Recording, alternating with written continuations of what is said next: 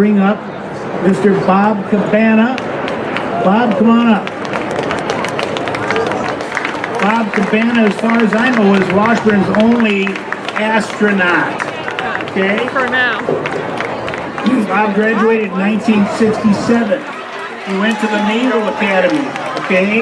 Became an astronaut. Flew on 4 shuttles. Spent 39 days in outer space. Helped build the International Space Station. Okay? And they said, yeah, you might be a little old for an astronaut. Then they said, why don't you run the Kennedy Space Center with 18,000 employees and a $25 billion with a B dollar budget every year. Bob went in the Hall of Fame last night, one of Washburn's greatest graduates. Please give me your attention for a couple minutes, and then when he's done, music the rest of the way, okay? Bob, take it.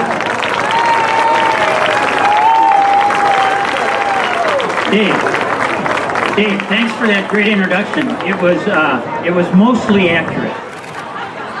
And it's really bad when the introduction's longer than the talk. You got to keep it a little shorter.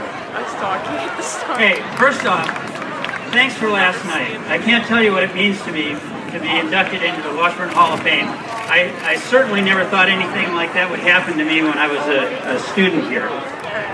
You know, as a small boy growing up in Minneapolis, I had the best of both worlds. I was here at Washburn in what is a great Minneapolis public school system, and I had my grandparents' farm up in northern Minnesota, north of Lake Itasca, where I learned a lot about machinery from my uncles, and I learned about hard work, doing my chores, milking cows, mowing, raking, baling alfalfa. In fact, I tell folks flying in space was a lot like going around circles on an 80-acre field mowing alfalfa. You're going around in circles all day, you're just going a lot faster. But I always had a dream of flying. That's what I wanted to do. And living in South Minneapolis, it was easy to jump on my bike and ride out to what was then Old Chamberlain Field, Minneapolis-St. Paul International.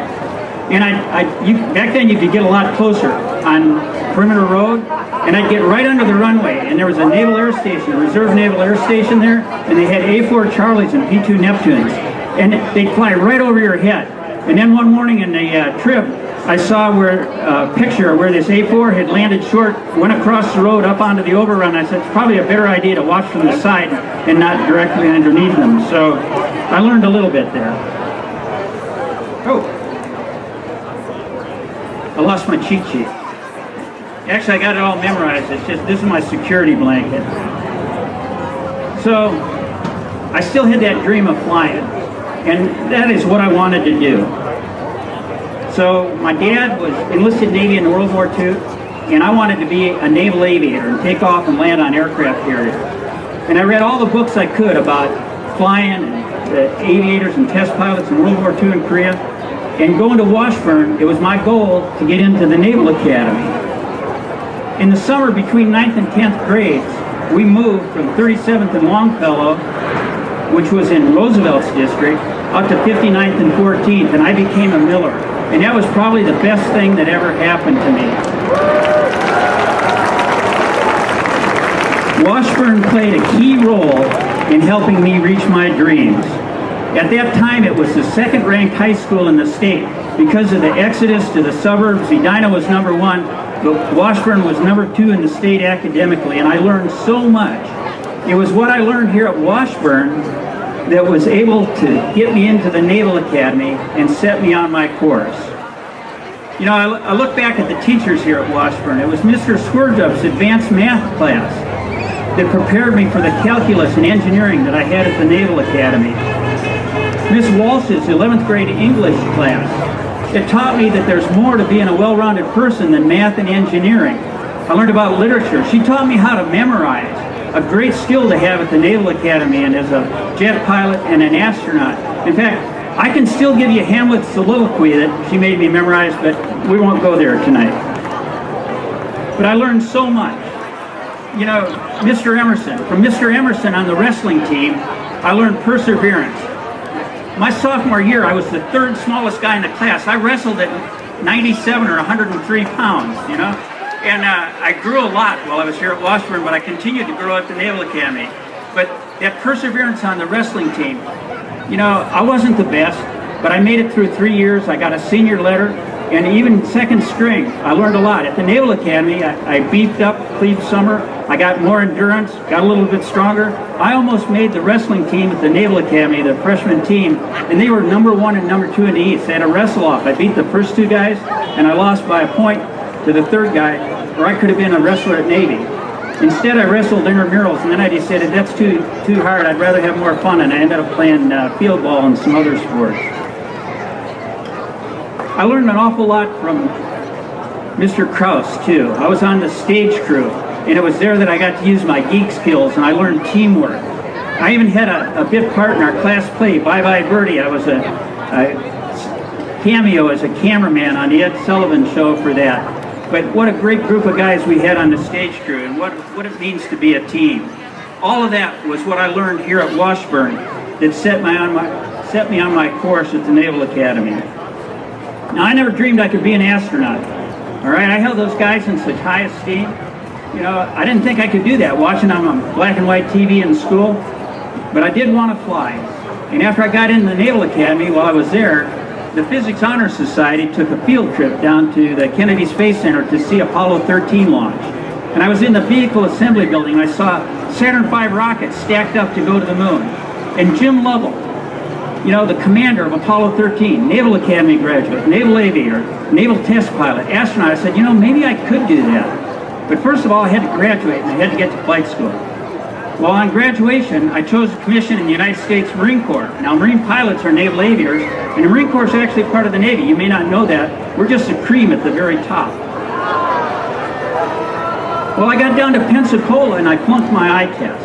Oh, man, was I crushed, because that's all I ever wanted to do since I was 5 years old. And I said, well, can I be a naval flight officer? You know, the Vietnam War was at its peak. They had more pilots than they knew what to do with. And they got me on a technicality, and they said, yeah, you can be a naval flight officer. You guys have all seen Top Gun, even Top Gun Maverick. Goose in the back seat, he was an NFO. Well, I got my wings as a naval flight officer, and I chose A6 intruders. I was a bombardier navigator, sitting side by side with the pilot. And every year I passed my physical 20/20, so I put in for flight school. And they said, we don't believe you can see. So I got more eye tests, and they said, okay, we believe you can see, but you got to go overseas. So I went overseas, left my family on a company tour. I'm flying A6s in Japan. And I put in for Navy flight training, and I was going to get turned down again, but I did it. I worked hard over there. I got an award from the commanding general. I'll never forget, Lieutenant General Norm Gorley. He said, Bob, you ever need anything, just come see me. Well, I sent a letter to the general. I wanted to see him. And you can request mass, something you can do, and plead your case. I never got to see him. Within 2 weeks, I had my orders changed from going to be an instructor at Cherry Point to going to Navy flight training down in Pensacola. And I aced the course. I absolutely loved it. It was everything I wanted to do. And I chose A6s, went back to the Marine Corps. As soon as I had 1,000 hours of pilot and command time, I applied for Navy test pilot school so I could use all that math and engineering I had along with flying. I didn't get in on the first try. They didn't need any A6 pilots, but 6 months later, I got picked up for test pilot school. Now, NASA took the first group of shuttle astronauts in 1978. If you ask me what the greatest contribution of the space shuttle is to America's space program after 30 years and 135 missions, I'm going to tell you it brought diversity to America's astronaut corps. That 1978 class had men, women, black, white, Asian, Hispanic. It accommodated from the 5th percentile female to the 95th percentile male. Prior to that, it was a bunch of white military test pilots. That's what the shuttle did. Well, I wasn't qualified in 78, I wasn't qualified in 1980, but in 1984, John Young, Chief of the Astronaut Office, one of my heroes, came to Patuxent River recruiting astronauts. And I said, man, I actually qualify, I could do this, so I applied. I made the cut, I got invited down to Houston for an interview. And I said, this is it, this is what I'm gonna do. And I got the call and they said, sorry Bob, you didn't make it. Oh man, I was disappointed. Not only was my tour up, not only did I get selected to be an astronaut, my tour at Pax River was up, and I had to go back to Japan again without my family. So I packed up, went to Japan, was flying over there, and they said, you know, you didn't make it this year, but we're going to take some more next year. We want you to try again. So I applied again in 1985 and was fortunate enough to get selected. So here's the moral of that whole story. And for the younger folks out there, take this home to your kids and grandkids. All right? How do you get to be an astronaut? Perseverance. I didn't get into pilot training, test pilot school, or the astronaut program on the first try, but I was persistent, and I didn't give up, and I was doing something I love. And if you do something you love, two things happen. First off, you study hard because you enjoy it, and work's not work. I've hardly worked a day in my life. I've just had a blast doing all the things I got to do. I had an amazing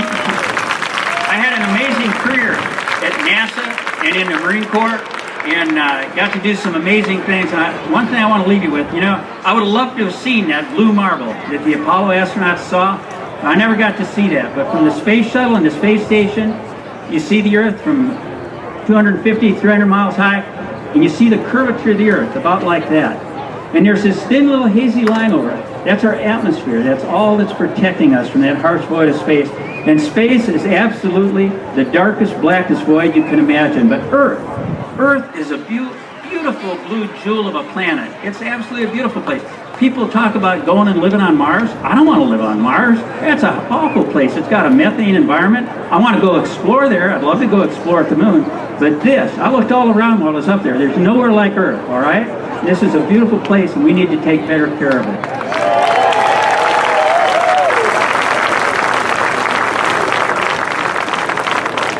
So, as I leave you tonight, I just want to say one thing. I've been blessed to get to what I've done, and Minneapolis is an absolutely great place to grow up. But it was what I learned here at Washburn High School that helped bring me success, that helped make me successful at the Naval Academy, in the Marine Corps, at NASA, and at life. And it's because of the outstanding staff, the teachers, and the supportive environment that allows you the opportunity to grow and be the best that you can be. And I'll leave you with one thing, and that is, go Millers, beat Southwest.